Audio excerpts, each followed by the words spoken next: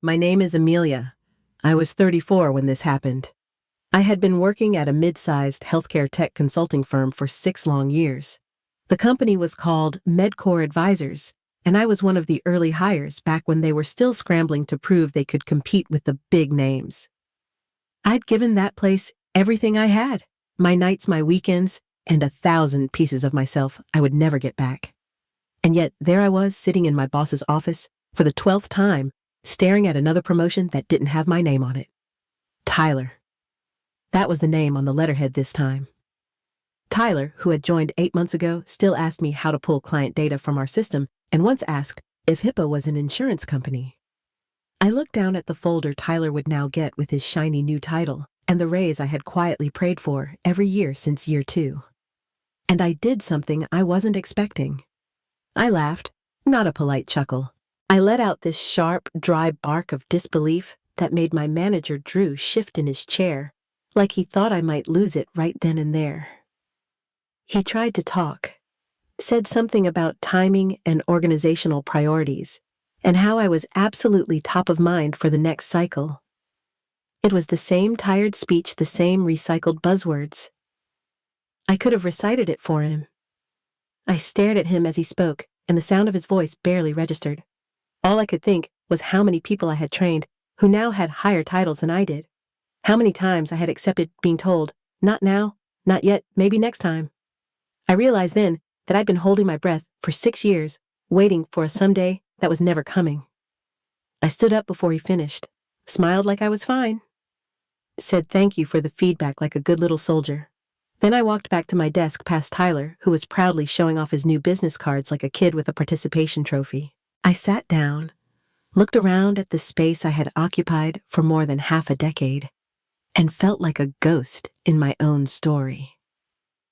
The same coffee-stained chair, the same windowless corner, the same meaningless thank you notes pinned to my wall reminders of how many fires I had put out for other people. I remember texting my sister that night. She called immediately. I told her everything, how I felt like a fool for believing things would ever be different.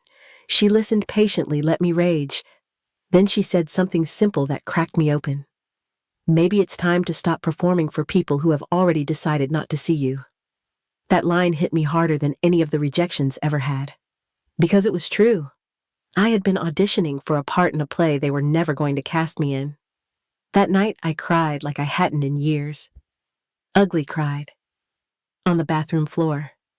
Silent house toothbrush still in my hand, sobbing from somewhere deep and exhausted. But as the tears stopped, something strange happened. It wasn't sadness that lingered. It was clarity. I wasn't going to beg anymore. I wasn't going to prove anything to anyone who couldn't see me after 6 years of showing up, staying late, and stepping up when everyone else stepped out. I made a decision right then. No, I didn't quit on the spot. I didn't storm into HR or burn bridges. That's not my style. But something inside me broke loose. I was done playing nice for people who had made it crystal clear that their recognition wasn't coming. I was done trying to be the perfect team player if the team was never going to let me move past the bench. I wasn't angry anymore. I was awake. And that, I think, was the scariest part for them. Because they didn't notice the change right away. I still showed up. I still smiled. I still answered emails at midnight. But I wasn't trying to win their approval anymore. I was watching, planning, gathering every broken piece of myself they'd scattered and slowly putting them back together. Not for them. For me.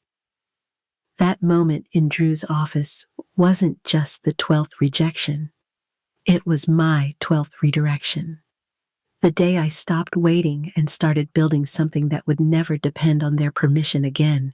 And if I had known what was coming next, I think I would have laughed louder, because the best part of the story hadn't even begun yet. I used to believe there was a formula. If you worked hard, delivered results, kept your head down, and didn't make waves, you'd be rewarded. That's what they tell you early on, especially as a woman in consulting. Just be reliable. Be excellent. Let the results speak for themselves. But what they don't tell you is that sometimes the results don't matter. Sometimes the game was never meant for you to win. I remember each excuse they gave me like notches on a belt. You need more client-facing experience. So I shadowed senior staff, led presentations, and built rapport that turned into multi-year accounts. Still not enough. You need to show more leadership. So I volunteered to lead the next implementation team, even when it meant taking on someone else's mess. Still no, you should deepen your technical expertise. I got certified. I learned our entire back-end system so well that even IT asked me for help. Yet somehow, every time I leveled up, they moved the finish line. Meanwhile, I watched other people fly past me. Brandon barely made deadlines but played basketball with our VP. Jess, who had never managed a client end-to-end but was close friends with the CEO's wife. Tyler, who literally asked me what a data warehouse was now wearing the title I'd earned 3 times over. I kept asking myself what I was missing. Was I too quiet? Not political enough? Did I wear the wrong clothes, speak the wrong way, or come from the wrong school? I spun in that cycle for years, trying to decode a system that was never broken. It just wasn't designed to value people like me. That night after rejection number 12, I called my sister. It was almost 1 a.m., and I didn't even say hello. I just started talking, almost sobbing, about how exhausted I was, how invisible I felt. She let me spiral for a while and didn't interrupt. Then she said something I still hear in my head. Maybe it's time to stop performing for people who already wrote you off. It was so quiet, so calm, that I almost missed it. But it hit me like a truth I'd always known, but never let myself say out loud. I had been performing, not working, not growing, performing. Trying to prove my worth to an audience that wasn't clapping and never planned to. That night didn't change everything, but it cracked the surface. And once that crack formed, there was no way to keep the pressure from seeping through. The day after that late-night call with my sister, I walked into the office with a different mindset. Nothing about my appearance changed. I still smiled at the receptionist. I still answered emails before my first sip of coffee. But inside, something had shifted. I wasn't there to earn approval anymore. I was there to build leverage. I started with documentation. Every process I had ever created. Every workaround I had patched together when systems failed. Every client escalation I had resolved at midnight. I gathered it all in a private digital notebook carefully organized and clearly labeled. It wasn't company property. It was mine. Then I went further. I built what I called my indispensability map. It tracked every client who came directly to me, not the company. It outlined every workflow where I was the only point of failure. Not because I hoarded knowledge, because no one else had bothered to understand how any of it actually worked. You might think this was cold. Calculated. It was. After 12 rejections, you stop thinking like an employee. You start thinking like someone preparing for extraction. I didn't tell anyone. I didn't even hint. But every hour I worked was an hour invested in me, not them. Ironically, I worked harder than ever. I volunteered for the toughest projects. I solved problems no one else wanted to touch. When clients needed urgent fixes, they called me directly, bypassing the entire support chain, and I let them. Not by being flashy, but by being quietly essential. I wasn't sabotaging anything. I wasn't creating chaos. I was becoming the person they couldn't do without. And I made sure every detail of that was documented. The clarity that came with that shift was sharper than anything I'd felt in years. I wasn't trying to be liked. I wasn't trying to fit in. I was charting a path out brick by brick. For the first time, I saw my value not as something to be granted by someone else, but as something I already owned. And once I saw it, I couldn't unsee it. 6 years of loyalty had earned me 12 polite no's. This plan, this quiet unraveling, felt like the first real yes I had ever given myself. And deep down, I knew. They wouldn't see it coming until it was far too late. The next 4 months moved like clockwork, and every tick of it belonged to me. I kept showing up, kept delivering, and kept being the one everyone turned to when things went sideways. But under that same old routine, a new engine was running. Quiet, deliberate, and mine. I wasn't chasing their ladder anymore. I was building my own exit ramp. I started setting up coffee meetings with former colleagues who had jumped ship years ago. No one asked questions. No one suspected a thing. To them, I was still just Amelia, dependable and loyal, always ready to pick up the slack.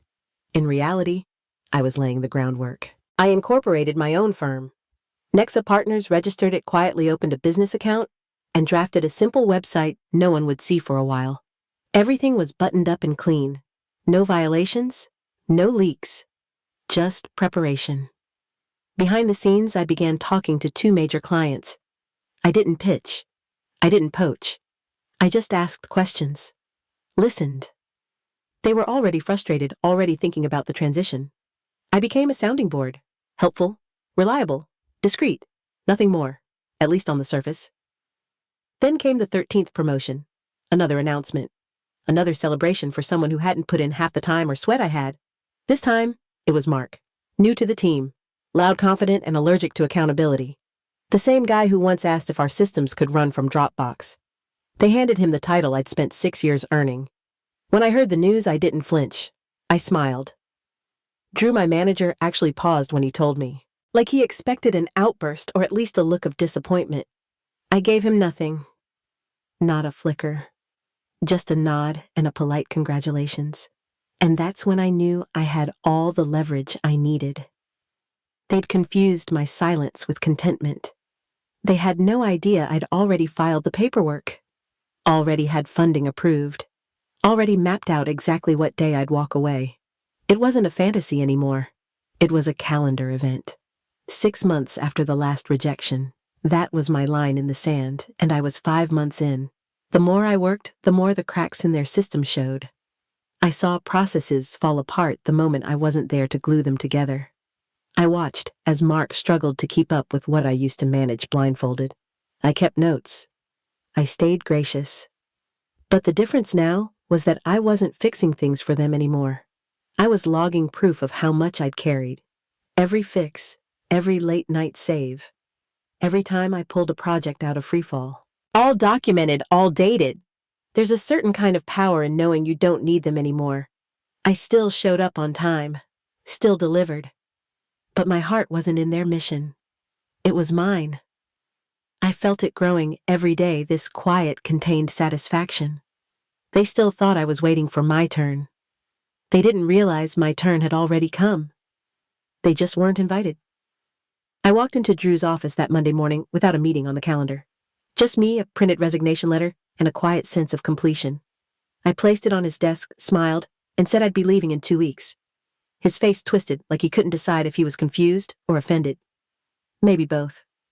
He asked if something had happened. I told him no. I just knew it was time. Within hours, the news traveled faster than any email blast could. People stopped me in the hall, some in disbelief, others in quiet panic. By day 2, the CEO had called an emergency leadership meeting. I wasn't invited, of course, but word leaked quickly. The phrases tossed around included critical dependencies and project collapse risk. I heard from a friend in ops that my name had come up 23 times in the first 30 minutes. Then the clients got wind of it. One of our biggest accounts, Edgewell Diagnostics, reached out directly to the CEO, not even through their account manager. The email was blunt. If Amelia's not leading our project, we need to reevaluate this partnership. That's when they really started sweating. By midweek, Drew asked me to meet with him and the CEO. They offered me the promotion I'd wanted for years, senior consultant. 15% raise, immediate start. I declined, calmly. They were stunned. Not because the offer wasn't generous, but because they had never considered I might already have better options. A day later, the offer increased. 20%, flexible work arrangements, leadership opportunities. Still no. I told them I appreciated it, but my decision was final. They asked what I wanted. I said it wasn't about wanting. It was about respect. And that they were 6 years too late. On Friday, they tried one more time. Director title, oversight of multiple teams, stock options. I turned them down without blinking. Not because I wanted revenge, but because I'd already chosen peace. The desperation in their eyes would have once meant something to me. Now it just confirmed how deeply they had miscalculated my value. As I packed up my desk, people avoided eye contact. Not out of rudeness. Out of shame. They knew. I had held this place together for years, and now it was coming apart thread by thread. And for the first time, I didn't feel bitter. I felt powerful. The collapse wasn't loud. It didn't explode. It unraveled. Quietly, just like I planned. The first morning after I left MedCore, I didn't set an alarm. I sat on the floor of my new office, really just a tiny shared space with borrowed furniture and one working lamp, and let the silence wash over me. No Slack pings, no crisis emails, just air, just me. I remember thinking, this is what peace feels like when it finally shows up wearing sweatpants. Nexa Partners started with 2 clients. The ones I had quietly nurtured through months of trust and late-night clarity calls. They came with no demands, just the same respect I had begged for in my last job, now offered freely. I wasn't chasing anymore, I was choosing. I brought on one part-time assistant, Lila. She was fresh out of grad school, eager and smart, the kind of person I would have loved to mentor if I'd ever had time back then. We made a strange little team, her optimism, my exhaustion, but it worked. She handled the admin, and I handled everything else. In the first 3 months, I billed 3 times what I used to make. But more than the numbers, it was the space that mattered. I didn't work 60-hour weeks anymore. I didn't eat dinner at my desk or keep a go bag in my car. I set clear boundaries, and no one questioned them. I answered emails during business hours. I turned off my phone at night. I remembered what sleep felt like. There was no applause, no grand opening, just quiet wins stacking up like bricks. Each time a client thanked me for being present. Each time a deliverable landed clean and early. Each time I looked around and realized I built this. I built this. I wasn't trying to prove anything now. I wasn't performing. I was working with purpose for people who saw me, with people who respected me. That small shift changed everything. I didn't need to be the loudest or the flashiest. I just had to be consistent, honest, and done with the noise. It wasn't perfect. I still had doubts. Still woke up some mornings afraid it would all fall apart. But then I'd step into that tiny office, drink my coffee slowly, and feel it again. Freedom. The real kind. The kind they don't hand you. The kind you take back one brave decision at a time. It was a rainy Thursday when my phone rang. The number wasn't saved, but I recognized the area code. I almost let it go to voicemail. Almost. But something told me to answer. And there it was. That familiar voice. It was Scott, the CEO of MedCore. He sounded tired, hollow. I hadn't heard that much hesitation in his tone in all the years I'd known him. He started with small talk, awkward and forced before getting to the point. They wanted me back. He said the team had been struggling. Projects were unraveling, clients were complaining. And then came the offer. Double my previous salary. Equity, full control over which projects I wanted to take on. A director title. Anything he said. Name it. I closed my eyes for a moment and let the silence hold between us. There was a time when I would have said yes before he finished the sentence. A time when that offer would have made me cry from relief.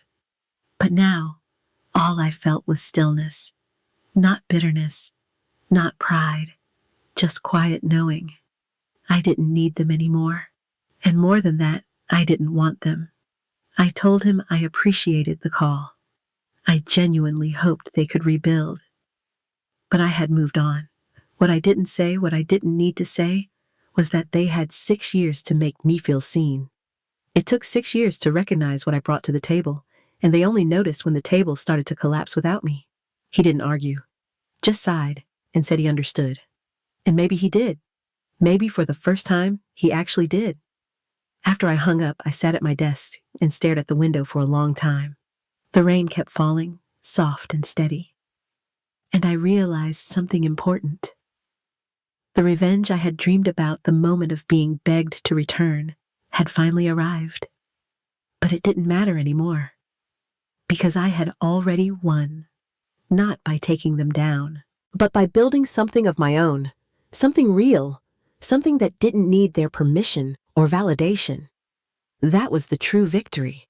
The one they couldn't see coming. And the only one I ever needed. If you're still waiting for them to see you, I need you to hear this. Sometimes they never will. Not because you're not good enough. Not because you didn't do enough.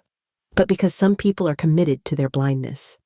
Recognizing your worth would mean admitting they overlooked you for far too long, and their pride won't let them do that. I learned that lesson slowly, painfully. Over 6 years of late nights, empty promises, and watching less qualified people get everything I worked for. But the real shift didn't come from finally being seen. It came from realizing I didn't need to be.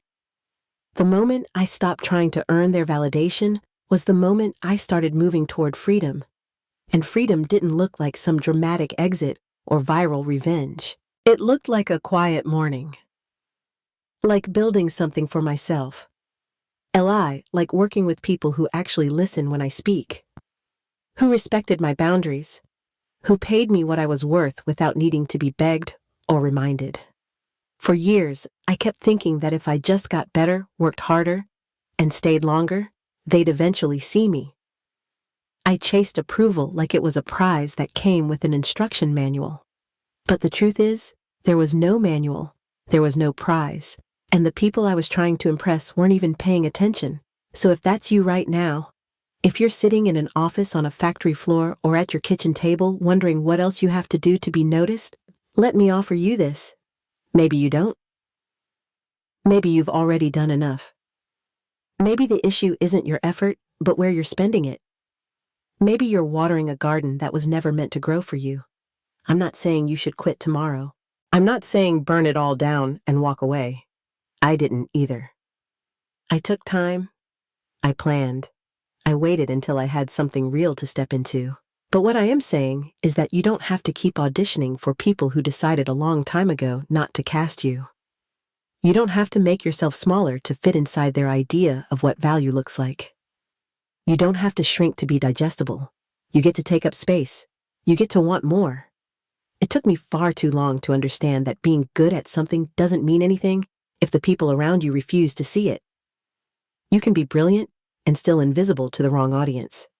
But you are not invisible to the people who are meant to find you, to hire you, to partner with you, to trust you.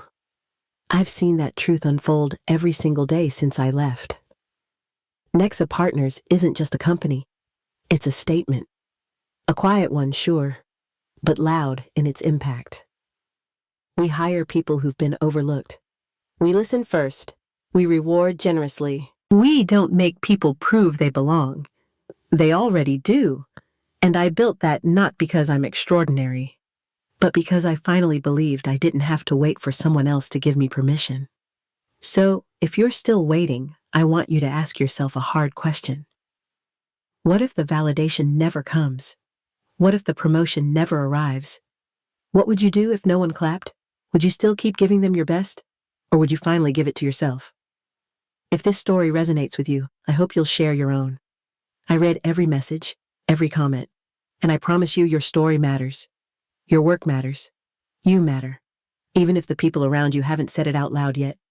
Because maybe, just maybe, the most powerful thing you can do isn't prove them wrong. It's proving yourself right.